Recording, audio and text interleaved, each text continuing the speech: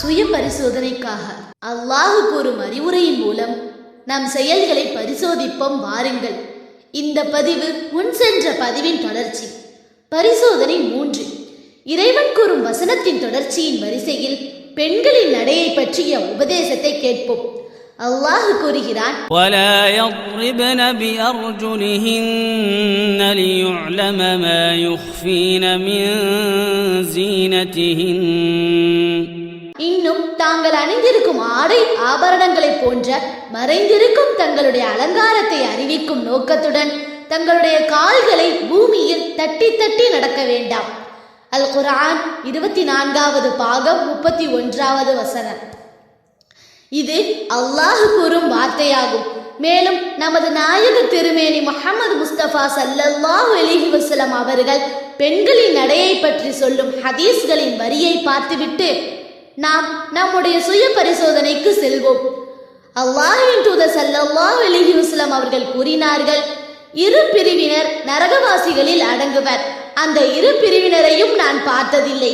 முதலாவது பிரிவினர் யாரெனில், மக்களில் சிலர் பசுமாட்டின் வாளை போன்ற நீண்ட சாட்டைகளை தம்மிடம் வைத்துக் கொண்டு மக்களை அடித்து இம்சிப்பார்கள்.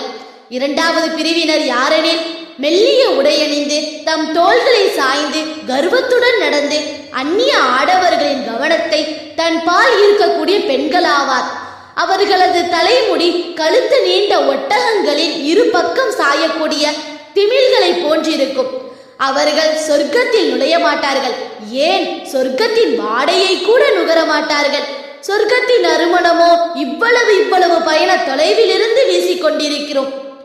வீசிக்கொண்டிருக்கும். இதை அபூ ஹுரைரா ரலியல்லாஹு அன்ஹு அவர்கள் அறிவிக்கிறார்கள். சஹீஹ் முஸ்லிம் 4316, அத்தியாயம் 37, ஆடையும் அலங்காரமும் என்ற தலைப்பில் வரக்கூடிய ஹதீஸ். இன்னொரு ரிவாயத்தில் சொல்லப்படும் வாக்கியம் என்னவென்றால், 2ஆம் பிரிவினர் யாரெனில், மெல்லிய உடையணிந்து தம் தோள்களை சாய்த்தபடி தழுக்கி குலுக்கி கர்வத்துடன் நடந்து அந்நிய ஆடவர்களின் கவனத்தை தம் பக்கம் ஈர்க்கக்கூடிய பெண்களாவார். இதையும் அபூ ஹுரைரா ரலியல்லாஹு அன்ஹு அவர்கள் அறிவிக்கிறார்கள். சஹீஹ் முஸ்லிம் ஹதீஸ் எண் 5487, அத்தியாயம் 51,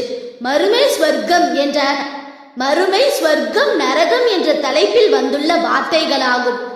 இப்ப வாருங்கள் ஆய்வில் இறங்கலாம். இறைவன் கூறும் வார்த்தையையும் நபிகளார் ஸல்லல்லாஹு அலைஹி வஸல்லம் அவர்கள் கூறும் வார்த்தையையும் 3 விஷயத்தை மையப்படுத்தி வந்துள்ளது.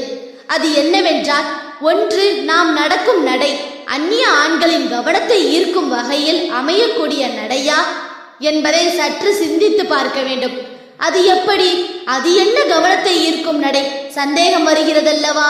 வாருங்கள் வசனத்தின் வார்த்தைகளை கவனிப்போம். அதில் அல்லாஹ் அழகாக சொல்லுகிறான், தங்களுடைய கால்களை பூமியில் தட்டி தட்டி நடக்க வேண்டாம். அது எப்படிங்க? சாதாரணமாகத்தானே நடக்கிறோம், அப்புறம் எப்படி சத்தம் வரும்? இன்னும் புரியலையா? மின் ஹல்கால் யதகஅ, அது கணுக்காலில் இருந்து சப்தமிடுகிறது என்ற அர்த்தம்.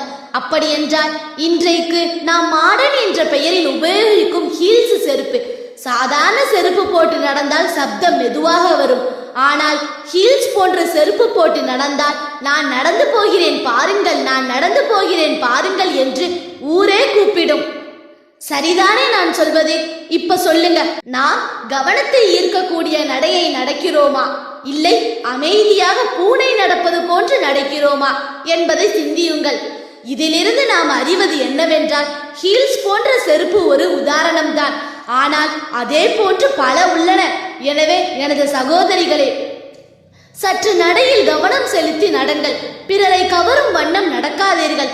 நீங்கள் அல்லாஹ் குர்ஆனில் குறிப்பிட்ட பெண்கள் கூட்டத்தில் இருக்கும் ஒரு பெண்ணாக இருப்பீர்கள் என்று நம்புகிறேன். சரி வாங்க பரிசோதனை 2ஐ பார்ப்போம். 2வது மெல்லிய ஆடை, அதாவது மறைந்திருக்கும் தங்களுடைய அலங்காரத்தை அறிவிக்கும் நோக்கத்துடன். அலங்காரம் என்பது நீங்கள் சிந்திப்பது போன்று நீங்கள் அணியும் நகை ஆபரணங்கள் இல்லை. பெண்களின் அலங்காரம், அழகு என்பது அவர்களின் உடல் உறுப்புகள் என்பவைகளாகும். திருக்குர்ஆனிற்கு விளக்கம் தரக்கூடிய இமாம்கள் இவ்வாறாக அர்த்தம் கூறுகிறார்கள். லம் யல்ஹரு என்ற வார்த்தைக்கு லா இல்ம லஹும் பிஉமூரில் அவ்ராத் வலைஸ ஃபீஹிம் ஷஹவத்துன், அவர்களுக்கு தன் உறுப்புகள் வெளிப்படுமே என்ற எண்ணம் இல்லாமல், அறிவு இல்லாமல், வெட்கம் இல்லாமலும் இருக்கின்றனர், வெளிப்படுத்துகின்றனர் என்று பொருள் தருகிறார்கள். அப்படியென்றால் நாம் அணியும் ஆடை பர்தா எப்படிப்பட்டது என்று சிந்திக்க வேண்டும். இன்று பெரும்பான்மையான பெண்கள் டிசைன் புர்கா என்ற பெயரில் இறுக்கமான ஆடைகளை அணிந்து தன் அலங்காரங்கள் தெரிகிற வண்ணம் அணிகிறார்கள். அது சரியா என்று சற்று சிந்தித்து பார்த்தால் சரியில்லை என்பதை நீங்களும் சிந்திக்கின்றீர்கள் என்பது தெளிவாக தெரிகிறது. ஆம், சரியில்லை தான். ஏனென்றால் அல்லாஹ் தடுத்துள்ளான். நாம் அணியும் ஆடைகள் எப்படிப்பட்டதென்று நீங்களே சிந்தித்து தீன் மார்க்கத்தை பேணும் பெண்மணியா, இல்லை டிசைன் புர்கா போன்ற ஆடைகளை அணிந்து அலங்காரங்களை காட்டித் திரியும் பெண்களில் கூட்டத்தில் ஒருத்தியா என்பதை சிந்தியுங்கள். சரி, ரொம்ப நேரம் பேசிட்டோம். அடுத்த பரிசோதனை சுருக்கமாக பார்ப்போம். மூன்றாவது, தலைமுடியை முடியும் கொண்டை பற்றிய ஆய்வு. நபி ஸல்லல்லாஹு அலைஹி வஸல்லம் அவர்களுடைய வார்த்தைகளை கவனித்தால் அவர்கள் பெண்கள் முடியும் கொண்டை ஒட்டகத்தின் திமிலை போன்று காட்சியளிக்கும் என்று கூறியிருக்கிறார்கள். அப்படியென்றால் பெண்கள் பலவிதமாக கொண்டையை முடிகிறார்கள். உதாரணமாக ஒரு உண்மையை சொல்லுகிறேன், கேளுங்கள்.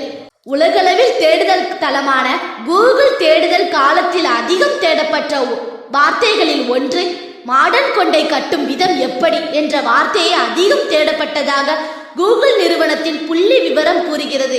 அதனால்தான் அன்னலம் பெருமானார் ஸல்லல்லாஹு அலைஹி வஸல்லம் அவர்கள் முந்தைய காலகட்டத்தில் அதனை பற்றி எச்சரித்து விட்டார்கள். எனவே எனது அருமை இஸ்லாமிய சகோதரிகளே, மாடர்ன் என்ற பெயரில் கொண்டை கட்டுவதிலும் தனித்தன்மையை பயன்படுத்தி அடுத்தவர்களின் கவனத்தை ஈர்க்காமல் அல்லாஹும் அவனுடைய ரசூலும் எதை ஏவினார்களோ அதை செய்யும் பாக்கியத்தை தந்தருள் புரிவானாக. ஆமீன். இன்ஷா அல்லாஹ் அடுத்த பதிவில் அடுத்த பரிசோதனையை பற்றி அடுத்த பதிவில் பார்க்கலாம்.